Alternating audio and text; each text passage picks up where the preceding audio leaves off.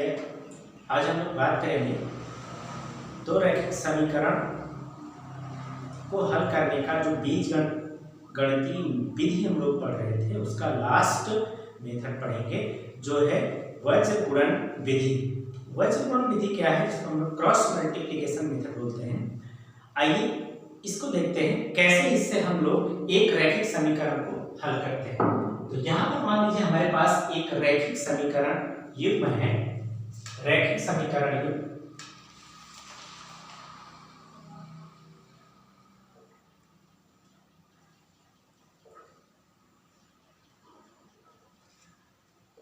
रैखिक समीकरण युग्म हम मान लेते हैं जो दो चर राशि का रैखिक समीकरण उसका जो बेसिक फॉर्मूला होता है वो होता है a1x plus b1y plus c1 equal to 0। हम मान लेते हैं इक्वेशन नंबर फर्स्ट। यहाँ पर देखिए x और y दो चर राशियां हैं और a1 b1 और c1 क्या है इसका, यहाँ पर x का गुणांक a1 है, y का गुणांक b1 है और c1। तो a1 b1 c1 ये हमारे क्या है, एक कांस्टेंट है। और इसी प्रकार दूसरा जो समीकरण है मान लेते हैं a2x plus b2y plus c2 equal to 0। ये हमारा सेकेंड इक्वेशन है समीकरण। अब हम लोग इसको क्रॉस मल्टीप्लिकेशन मेथड से देखेंगे कि कैसे इस प्रकार के क्वेश्चन को हल करते हैं। तो यहाँ सबसे पहले हम लोग इसका डेरिवेशन पढ़ेंगे, यहाँ पर x और y कैसे हम लोग निकालते हैं। तो सबसे पहले अब यहाँ पर देखिए हम लोग क्या करेंगे, जैसे कि हम लोग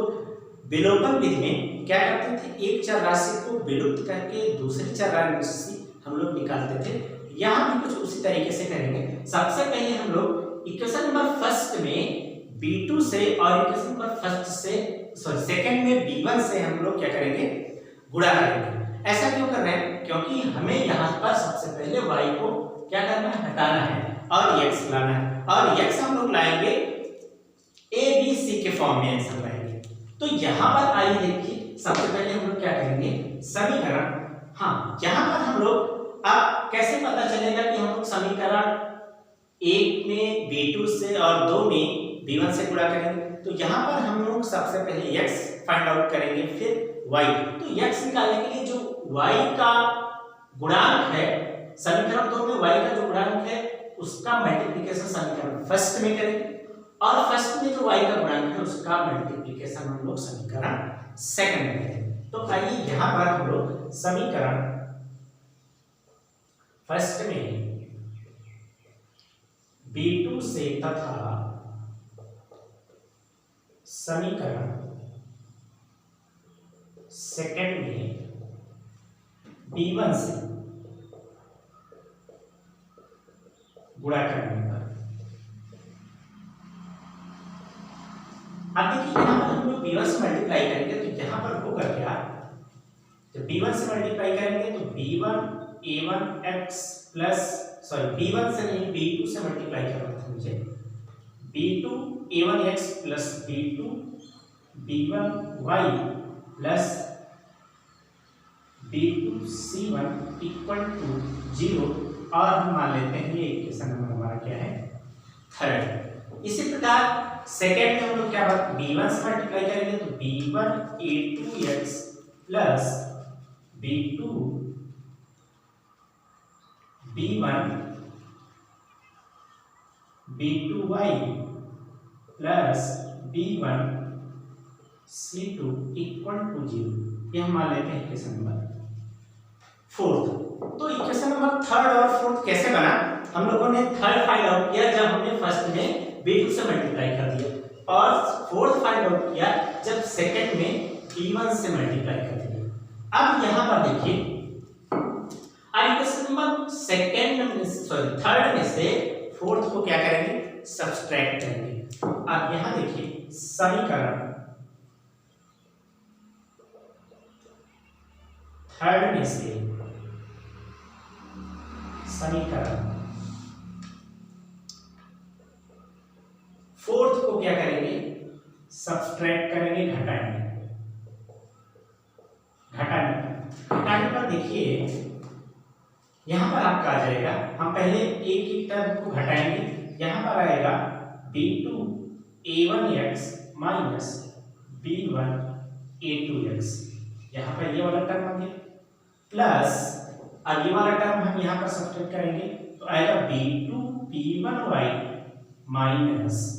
b1b2y और प्लस यहाँ पर आपका आ जाएगा b2c1 minus b1c2 equal to आपका क्या आ जाएगा, यहाँ पर घटाएंगे तो घटाने के बाद इक्वल टू यहाँ पर आपका 0 आ जाएगा। हमने क्या किया, कुछ नहीं किया, केवल थर्ड में से फोर्थ को सब्सट्रैक्ट किया। तो यहाँ पर पहले x वाला कोफिशिएंट दोनों में से पहले x वाला, तो इसमें से इसको घटाएंगे, फिर इसमें से इसको घटाएंगे, इसमें से, ठीक है। अब यहाँ पर आप देखिए घटाने के बाद अब यहां से हम ब्रैकेट को ओपन करेंगे। जब हम लोग ब्रैकेट को ओपन करेंगे तो यहां पर देखिए हमारा आ जाएगा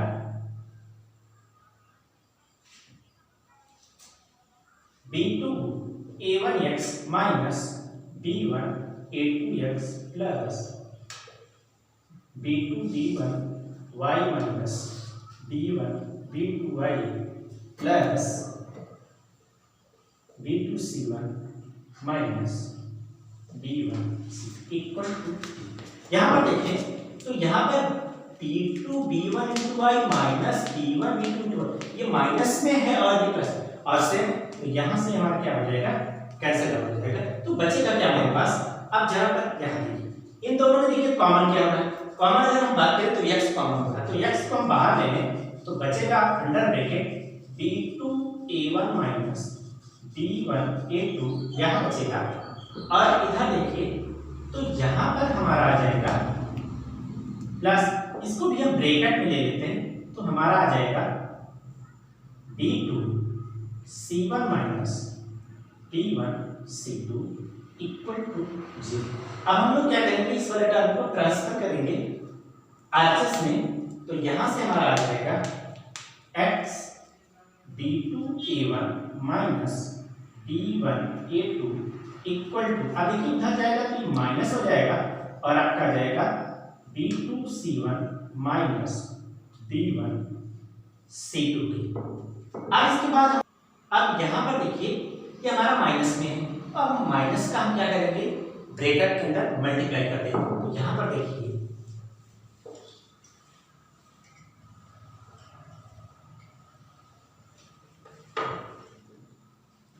अब हम यहाँ पर इसको लिख सकते हैं x इंटू, इसको यहाँ पर देखिए हम या तो ये वाले टर्म को पहले लिख दें तो कोई दिक्कत नहीं होगी, तो हम यहाँ से लिख सकते हैं a1 b2 माइनस, यहाँ भी a1 पहले लिख रहे हैं, a2 b1 इक्वल टू, यहाँ पर देखिए माइनस से मल्टीप्लाई करेंगे आ जाएगा माइनस का b2c1 प्लस, क्योंकि माइनस और माइनस का मल्टीप्लिकेशन प्लस b1c2। तो यहाँ पर हम इस वाले टर्म को पहले थोड़ा सा लिख रहे हैं, तो आपका आ जाएगा a1b2 minus a2b1 equal to b1c2 minus b2c1। अब यहाँ पर हमें x फाइंड आउट करना था, इसको अपॉन में लेके जाइए, तो x इक्वल टू आपका आ जाएगा b1c2 minus b2c1 upon a1b2 minus a2b। तो यहां से हमने एक चर राशि प्राप्त कर लिया x, तो x इक्वल टू आया है b1c2 minus b2c1 upon a1b2 minus a2b1। अब हम लोग इसको मान लेते हैं इक्वेशन नंबर 5, फोर्थ हो गया था इक्वेशन नंबर 5। अब यहाँ देखिए, अब हमने x को राइट आउट कर लिया, तो अब हमें y निकालना था, तो y कैसे आ सकता है, अगर हम इस x की वैल्यू x के मान को अगर हम लोग या तो इक्वेशन नंबर फर्स्ट में या तो इक्वेशन नंबर सेकंड में अगर इसको पुट अप कर दें, प्रतिस्थापित कर दें, तो यहाँ से हम लोग का y का भी मान आ जाएगा। अब आइए यहाँ पर क्या करेंगे हम लोग, x का मान इक्वेशन नंबर समीकरण या तो फर्स्ट में या सेकंड में, हम दोनों लिख रहे हैं, आप किसी में भी रख सकते हैं, दोनों से हम कंबाइन कर सकते हैं। तो हमने दोनों लिख दिया फर्स्ट या सेकंड में प्रतिस्थापित करने पर।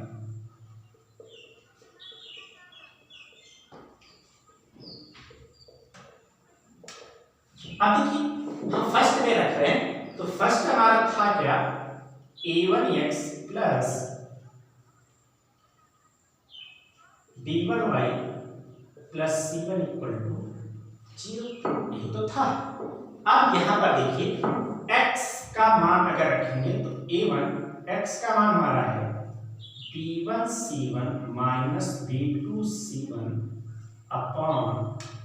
a1 b2 minus a2 b1 plus b1 y plus c1 equal to 0। अब यहाँ पर देखिए हमने x का मान यहाँ पर रखा, तो x का मान क्या था b1 c2, तो b1 c सॉरी यहाँ पर c2 होगा c1 नहीं, तो b1 c2 minus b2 c1 upon a1 b2 minus a2 b1 plus b1 y plus c1 equal to 0। अब यहाँ पर देखिए एक हम लोग करेंगे मल्टीप्लाई और उसके बाद यहाँ पर हम लोग ले लेंगे एलसीएम। यहाँ पर देखिए a1 के जब मल्टीप्लाई करेंगे तो हमारा जाएगा a1 b1 c2 minus a1 b2 c1 upon a1 b2 minus a2 b1। a का मल्टीप्लाई नहीं है, आप देखिए अभी एलसीएम नहीं ले रहे हैं, plus b1 y plus equal to 0। आप देखिए यहाँ पर एलसीएम ले रहे हैं, तो आपका ये एलसीएम आ जाएगा, एलसीएम आपका आएगा a1 b2 minus a2 b1, ये एलसीएम हो जाएगा हमारा। तो यहाँ हमारा यही रहेगा a1 b1 c2 minus a1 b2 c1 plus, अब देखिए इस वाले टर्म का इसमें मल्टीप्लाई हो जाएगा तो हमारा आएगा b1y अंडर ब्रैकेट आपका आएगा a1 b2 minus a2 b1 plus इसका भी इसमें मल्टीप्लाई हो जाएगा c1 में c1, तो यहाँ पर आपका आ जाएगा a1 b2 minus a2 b1 equal to 0 किया जाएगा। अब यहाँ पर देखिए कुछ नहीं किया, एलसीएम केवल लिया और देखिए एलसीएम लिया तो यहाँ से वही टर्म आएगा, फिर इसका मल्टीप्लिकेशन इसमें हो जाएगा, फिर इसका इसमें हो जाएगा, इक्वल टू 0 किया जाएगा। अब हम लोग क्या करेंगे, जो एलसीएम है इसका 0 में मल्टीप्लाई, तो आप जानते हैं कि किसी भी नंबर का अगर हम लोग 0 में मल्टीप्लाई करते हैं तो क्या आता है, फाइनल से 0 क्या आता है। तो यहाँ पर जब इसका मल्टीप्लाई करेंगे तो यहाँ पर देखिए जब हम इसका मल्टीप्लाई करेंगे तो क्या हो जाएगा 0, ठीक। अब इसके बाद देखिए ऊपर से हम थोड़ा कट करेंगे,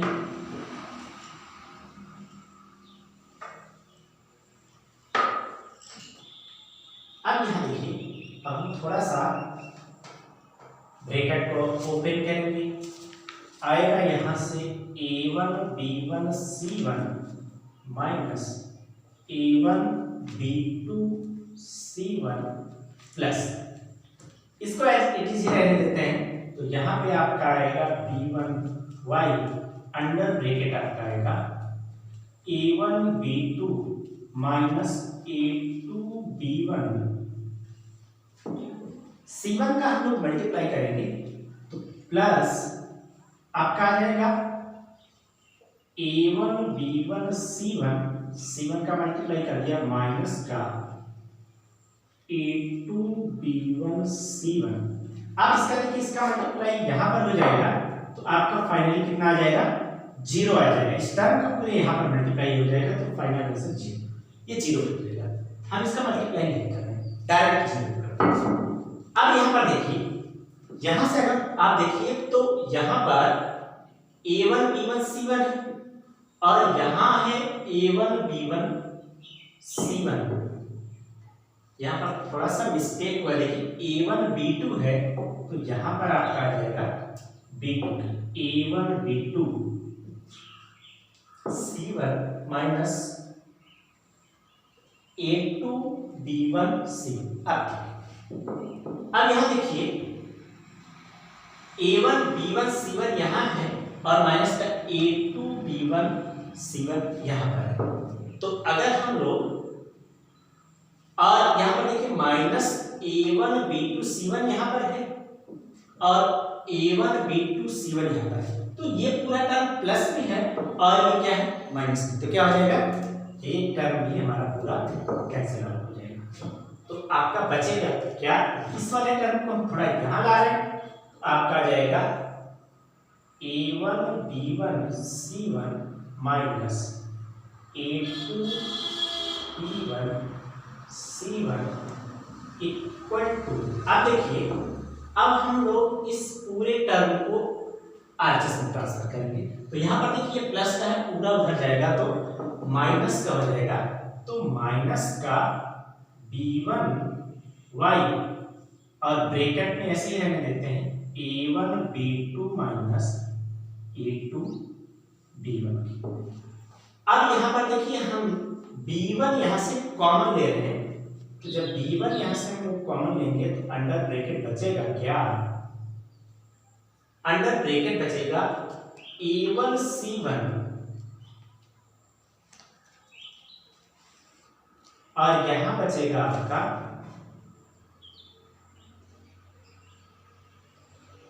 A2 C1 equal to minus B1 Y A1 B2 minus A2 B1। तो यहां से देखिए B1 से B1 हमारा क्या हो जाएगा कैंसिल आउट हो जाएगा, तो यहां पर देखिए B1 से B1 हमारा कैंसिल आउट हुआ है और यहाँ A1 C1 यहाँ C1 नहीं C2 होना चाहिए, देखिए कुछ मिसप्रिंट हुआ है, यहाँ पर देखिए A1 B1 C1 यहाँ से आया है A1 B1, ये C2 है, ये C2 होना चाहिए C1 नहीं, यहाँ से थोड़ा करेक्शन है, यहाँ देखिए यही तो टर्म था A1 B1 C2 और A1 B1 C2 होना चाहिए, यहाँ पर थोड़ा सा करेक्शन है, इसको थोड़ा करेक्ट कर लीजिए A1 B1 C2, तो यहाँ भी आपका क्या हो जाएगा C2 हो जाएगा। अब B1 से B1 कैसे, अब ठीक है, अब यहाँ पर देखिए अब हम लोग अगर यहाँ पर मल्टीप्लाई करते हैं अंदर, तो अभी रुकिएगा, अभी हम यहाँ से y फाइंड आउट करते हैं, तो y बराबर आपका हो जाएगा y इक्वल टू, अब अगर हम माइनस का मल्टीप्लाई इसके अंदर करते हैं तो यहाँ पर देखिए जब माइनस का मल्टीप्लाई हो जाएगा तो ऐसे ही रहने देते हैं, जरा यहाँ देखिए इसको हम ऐसे ही लिखते हैं minus y equal to this upon this, तो ये हो जाएगा A1 C2 minus A2 C1 upon यहाँ बचा है A1 B2 minus A2 B1 के, यहाँ पर क्या है, अब देखिए यहाँ पर माइनस का है y, तो हम लोग क्या करेंगे दोनों तरफ माइनस से कर देंगे मल्टीप्लाई, जब माइनस से मल्टीप्लाई कर देंगे तो ये वाला पॉजिटिव हो जाएगा और इसका साइन भी क्या हो जाएगा, इस पूरे टर्म इसको थोड़ा रख करेंगे, यहां से देखिए हमें पॉजिटिव लाना है, पॉजिटिव लाने के लिए हम क्या करेंगे बोथ साइड मल्टीप्लाई कर देंगे माइनस से, तो हम डायरेक्ट कर रहे हैं माइनस से मल्टीप्लाई, तो यहाँ पर आपका y का जो टर्म आ जाएगा y इक्वल टू, अब देखिए यहाँ भी जब माइनस होगा तो माइनस से मल्टीप्लाई करेंगे तो ये टर्म माइनस ये क्या हो जाएगा प्लस का हो जाएगा, जब प्लस का हो जाएगा तो यहाँ देखिए प्लस वाले को हम पहले लिख रहे हैं, तो हमारा आ जाएगा A2 C1 minus A1 C2 upon यहाँ भी देखिए आ जाएगा A2 B1 minus A1 B2, तो यहां से हमारा y आ गया,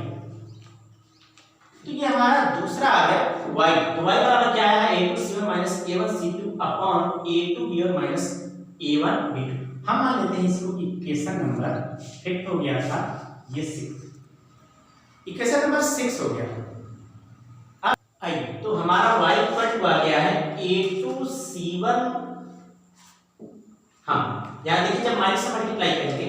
हम आपको ये स्टेप करके दिखा दे रहे हैं कि कैसे आया, थोड़ा सा इसको रफ कर रहे हैं, फिर से दिखा दे रहे हैं आपको ये आया कैसे। अब देखिए माइनस से मल्टीप्लाई करेंगे तो माइनस का यहाँ पर देखो, माइनस का हम दोनों तरफ मल्टीप्लाई करेंगे तो माइनस और माइनस का क्या हो जाएगा प्लस, ये आ जाएगा y अपॉन, ये देखो माइनस है, ये माइनस है तो ब्रैकेट के अंदर जाएगा तो ये वाला टर्म पॉजिटिव है, इससे कोई मतलब ही नहीं क्योंकि ये इसके साथ मल्टीप्लाई होगा। तो यहां पर आपका आ जाएगा a2c1 माइनस का a1c2 अपॉन डिनोमिनेटर तो वही रहेगा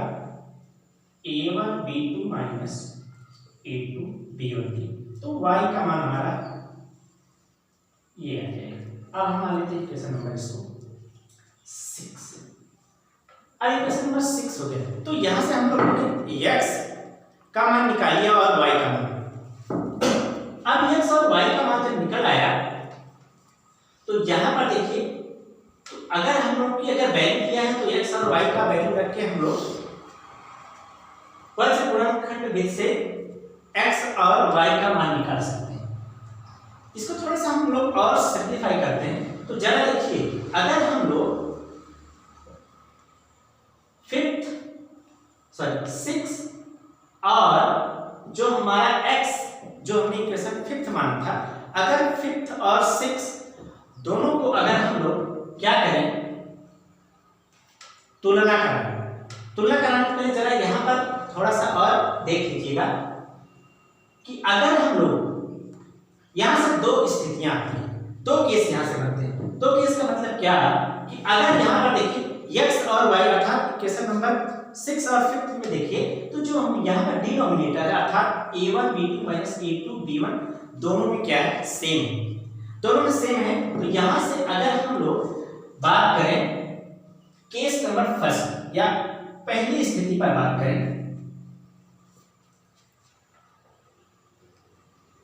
यहां से दो स्थितियां उत्पन्न होती हैं। पहली स्थिति केस 1, अगर यहां पर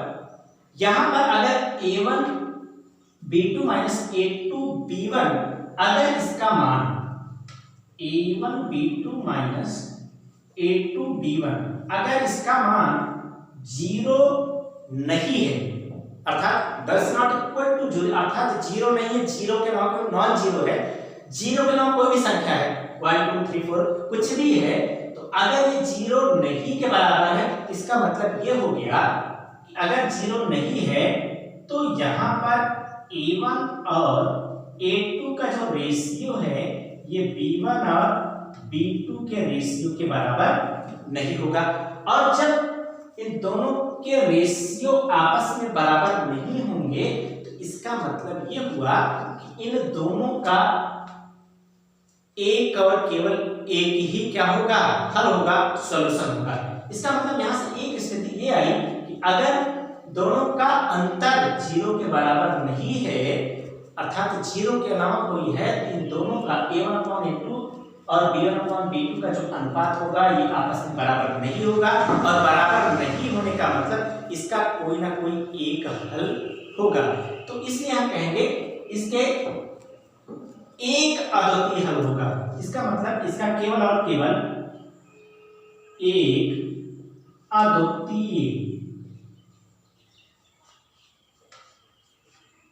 अद्वितीय हल होगा। एक अद्वितीय हल का मतलब यहाँ ये है कि इन दोनों का जो मान होगा x और y का जो हम निकालेंगे उसका केवल और केवल एक ही हल निकल कर आएगा और उसके अलावा कोई और हल नहीं हो सकता। ये तो पहला केस था। आइए अब हम लोग बात करेंगे दूसरे केस पर।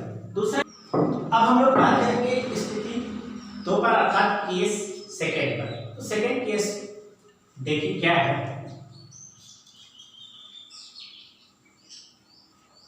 फर्स्ट केस तो हमारा यह अगर दोनों का डिफरेंस 0 के इक्वल नहीं है तो इसका केवल एक अद्वितीय हल होगा। और अगर स्थिति सेकंड पे बात करें या केस सेकेंड पे बात करें तो यहां पर क्या होगा, अगर दोनों का डिफरेंस अर्थात a1 b2 minus a2, sorry यहां पर आपका b1 होगा, b1 यहां करेक्शन कर लीजिएगा, तो a2 b1 अगर ये 0 के इक्वल है, अगर 0 के इक्वल है तो यहां से देखिए हम इसको ये भी तो लिख सकते हैं a1 b2 equal to a2 b1 की। अगर इसको हम रेशियो में लिखें तो a1 upon a2 equal to b1 upon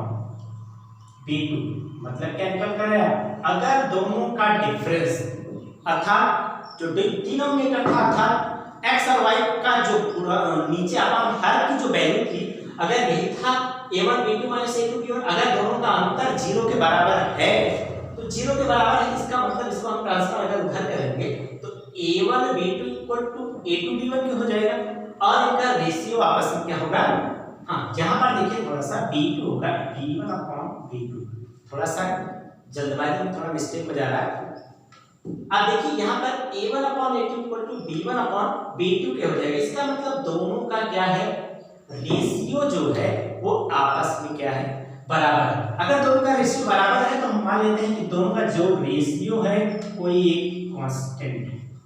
दोनों का जो रेशियो है कोई एक कांस्टेंट है। अगर कोई एक कांस्टेंट हम k मान लेते हैं तो यहां से देखिए हम ये भी तो लिख सकते हैं कि a1 upon a2 equal to k के, तो a1 और दोनों का रेशियो कोई कांस्टेंट k है तो यहां से हम a1 क्या लिख सकते हैं, a2 का मल्टीप्लाई करेंगे a1 equal to k into a2। इसी प्रकार अब यहां पर देखिए हम इसका भी ratio b1 upon b2 equal to, ये भी कांस्टेंट के बराबर है तो यहां से हम b1 क्या लिख सकते हैं, b1 equal to k into b2। तो यहां से हम लोगों ने b1 सॉरी a1 और b1 का मान निकाल लिया। अब यहां पर देखिए a1 और b1 का जो मान है, आप अगर इसको इक्वेशन नंबर फर्स्ट में पुट अप कर दें तो यहां पर देखिए a1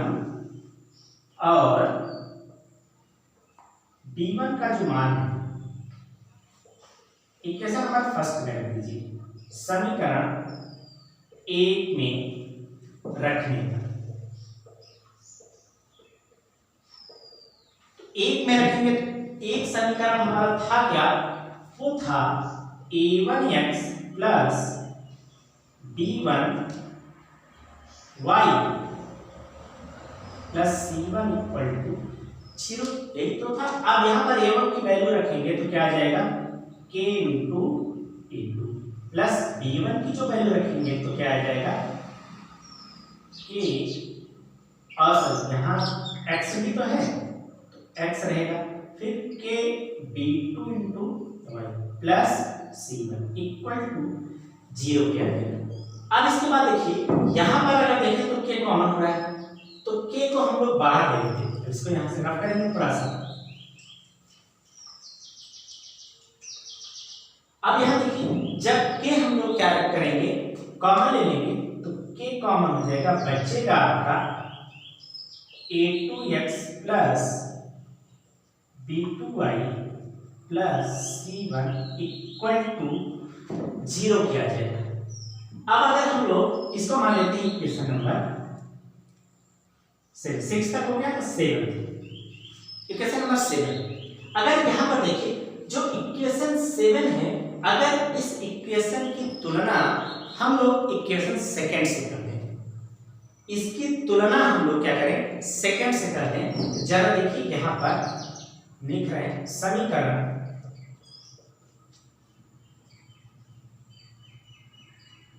7 और जो सेकंड है हमारा समीकरण 2।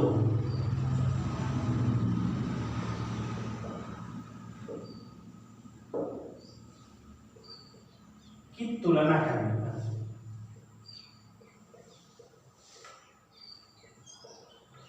अब जब यहां पर इसकी तुलना अगर करा देंगे तो देखिए समीकरण हमारा सेकंड था क्या,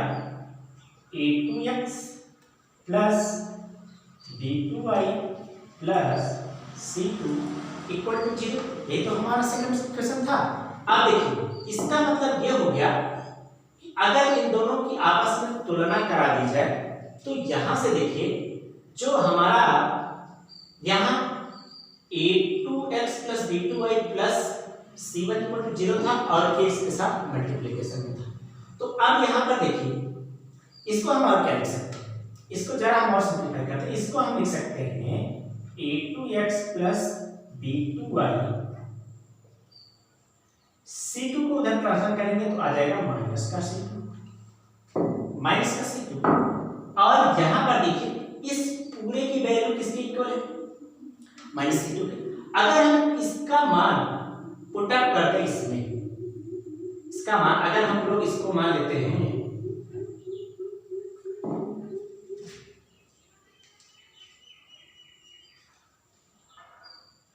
इसका मान आप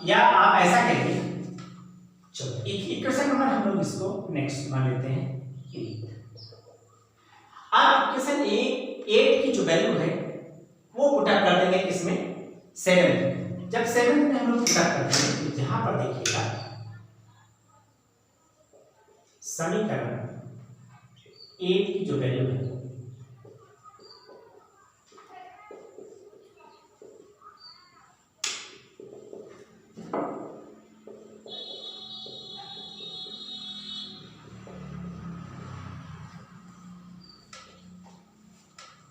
प्रतिस्थापित करेंगे तो देखिए क्या आएगा, k और इतने की ही तो वैल्यू किसके बराबर है, -c2 plus c1 equal to 0 के। तो यहां से देखिए अगर यहां से आएगा मल्टीप्लाई करेंगे तो -kc2, इसको ट्रांसफर उधर कर देंगे इक्वल टू -c1, तो माइनस से माइनस कैंसिल आउट हो जाएगा। तो आपका c1 का जो मान आएगा इसका kc2 इक्वल टू c1, तो हम इसको ये भी तो लिख सकते हैं कि c1 upon c2 equal to k। नहीं, फिर से देखिएगा यहां से हमने क्या किया, इक्वेशन नंबर सेकंड से जब हमने इसकी तुलना कराया इक्वेशन नंबर सेकंड को हमने थोड़ा सा और सिंपलीफाई कर लिया। तो यहां से a2x + b2y =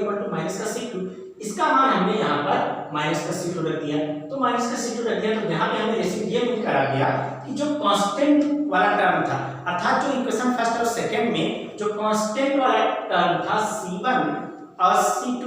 उसका भी रेशियो किसके बराबर हो गया, k के। अभी इसके पहले भी तो हम लोग केस स्थिति सेकंड में वहां से हम लोगों ने निकाला था कि a1 और a2 का जो रेशियो था वो बराबर था b1 और b2 के रेशियो के, और दोनों का रेशियो जो बराबर था तो उसको हमने एक कांस्टेंट के बराबर मान लिया था। तो यहां से हमारा ये निकल कर आ गया कि जो तीसरा कांस्टेंट टर्म था वो भी तो k के ही इक्वल है। इसका मतलब यहां से ये निकल कर आया कि a1 अपॉन a2 इक्वल है b1 अपॉन b2 के, और यही इक्वल है c1 अपॉन c2 के, और ये किसके इक्वल है, k के इक्वल है। इसका मतलब जब सभी कांस्टेंट का रेशियो आपस में बराबर है और वो किसके बराबर है, किसी एक कांस्टेंट के बराबर है, तो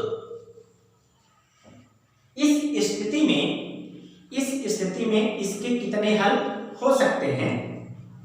इस स्थिति में इसके कितने हल हो सकते हैं। और देखिएगा यहाँ पर तो सबका जो रेशियो है वो किसी कांस्टेंट के बराबर है। इसका मतलब इस स्थिति में जो समीकरण 1 और 2 है, समीकरण 1 और 2 जो है, इस स्थिति में उसके कितने हल हो सकते हैं, अपरिमित रूप से अनेक हल। कब, जब सभी का रेशियो आपस में बराबर होगा और वो किसी एक कांस्टेंट के बराबर होगा। अब यहां पर देखिए ये तब होगा जब kc2 इक्वल होगा c1 के। अगर मान लीजिए kc2 c1 के इक्वल नहीं है, अर्थात अगर हम इसको थोड़ा सा और आगे डिटेल करें तो यहां से जरा देखिएगा,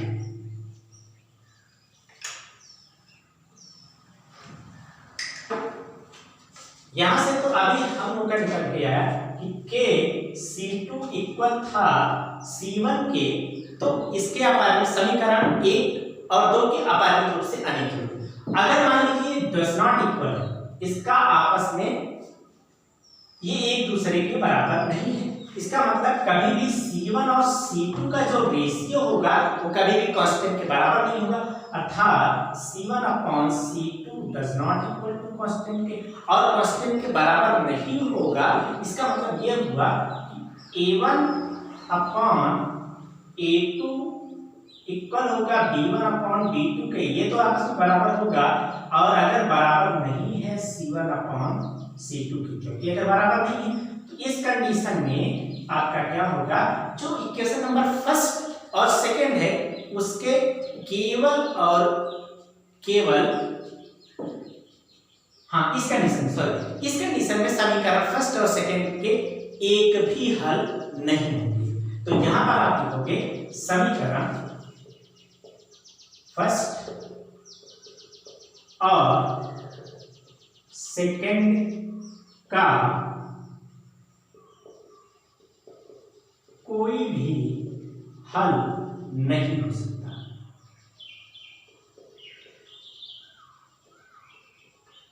इस कंडीशन में यहां पर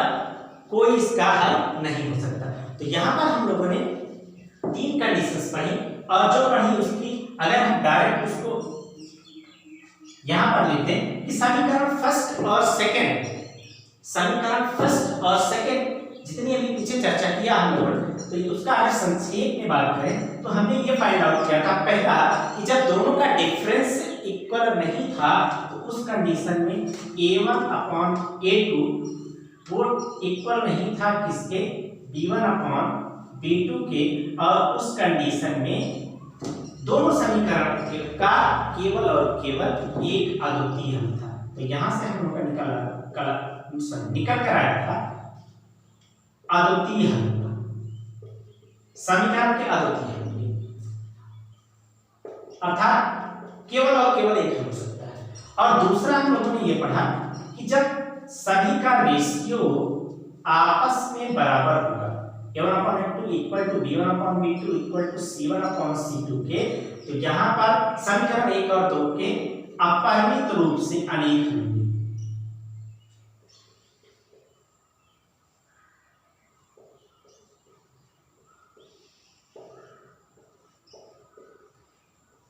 अनेक हल होंगे।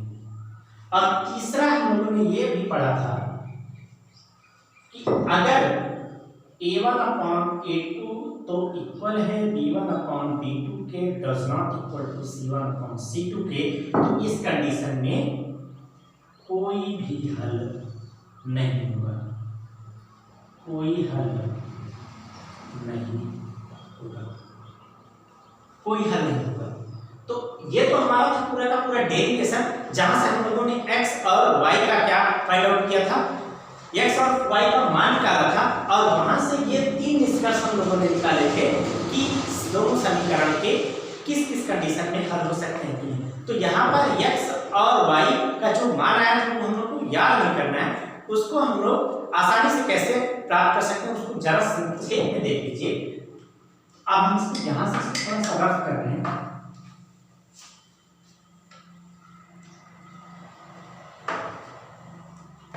यहाँ पर देखिएगा x और y, तो यहाँ पर देखिए तो हम लोग x और y का मान याद ना रख सके, इसके लिए हम लोग कैसे इसको संक्षेप में देखिए क्या आया। अगर यहाँ पर हमें x और y का मान, तो पहले x लिखेंगे फिर y लिखेंगे और यहाँ पर 1 लिखेंगे। तो पहला आपका यहाँ B1 है, B2 है, C1 है, C2 है,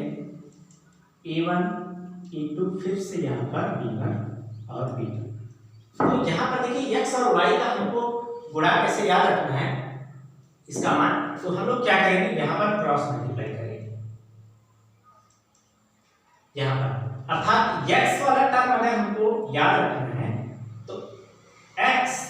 अपॉन क्या होगा B1 इंटू C2 की, यहाँ ऊपर का नीचे से मल्टीप्लिकेशन, फिर माइनस के साथ नीचे का ऊपर मल्टीप्लिकेशन, तो क्या आएगा आपका B2 इंटू C, ये x का। इक्वल टू आपका y, y क्या है C1 into A2, C1 into A2 फिर माइनस फिर C2 into A1, C2 into A1 equal to 1 और यहां से हमारा आ जाएगा upon A1 into B2 minus का A2 इंटू B1। तो आपको याद नहीं रखना है x y और 1 लिखेंगे और यहां से आपका ये मान आखिर आया कहां से है। अगर हम लोग इक्वेशन नंबर फिफ्थ और सिक्स्थ, फिफ्थ जो x की वैल्यू आई थी और सिक्स्थ जो y की वैल्यू आई थी, तो अगर हम दोनों को सॉल्व करेंगे तो सॉल्व करने पर हमारा यही आएगा। हम उसको सॉल्व नहीं करा रहे हैं, आप लोग स्वयं कोशिश करिएगा तो फाइनली आएगा। तो हमको ये मान याद नहीं रखना है। सबसे पहले हमारा मान आएगा क्या, x लिखेंगे, y लिखेंगे और 1 लिखेंगे, b1 और b2 पहले लिखेंगे, c1 c2 लिखेंगे, a1 a2 लिखेंगे। तो यहाँ पर क्रॉस मल्टीप्लिकेशन, क्रॉस मल्टीप्लाई कराएंगे, इसीलिए इस विधि को क्रॉस मल्टीप्लिकेशन अर्थात वज्र गुणन इसीलिए कहा जाता है क्योंकि यहाँ पर हम लोग क्या कर रहे हैं, क्रॉस मल्टीप्लाई कर रहे हैं, इसीलिए इस विधि को वज्र गुणन विधि कहा जाता है। तो यहाँ से हमारा x का जो मान आएगा, अब देखिए यहाँ से अगर ये सारे आपस में इक्वल हैं तो x का इससे तुलना कराओगे तो x का जो हम देखिए मान हम लोग निकाले थे 6 में वो यहीं से तो आया था। यहाँ से क्रॉस मल्टीप्लाई x वाला टर्म ले लीजिए और 1 कर लीजिए, जब क्रॉस मल्टीप्लाई करेंगे तो यहाँ से आपका यही तो आएगा a1 b2 सॉरी ये b2 c1 b2 c2 minus b2 c1 upon यही तो आएगा a1 b2 minus a2 b1, यही तो आया था ये वाला। तो ये यही से आया है। आप फिफ्थ और सिक्स्थ की आप तुलना कराइएगा नहीं मिलेगा, तो आपको बेसिकली केवल यही याद रखना है x upon b1 c2 minus b2 c1 equal to y upon c1 a2 minus c2 a1 equal to 1 upon a1 b1 minus a2 b2 की। अब इसको हमको रटना नहीं, केवल समझना है। इस पर हम लोग प्रैक्टिस करेंगे तो याद हो जाएगा। अब हम लोग इस पर अगले वीडियोस में हम लोग इसके क्वेश्चंस सॉल्व करेंगे। और ये वीडियो आपको कैसा लगा आप हमें कमेंट बॉक्स में जरूर बताइएगा। धन्यवाद।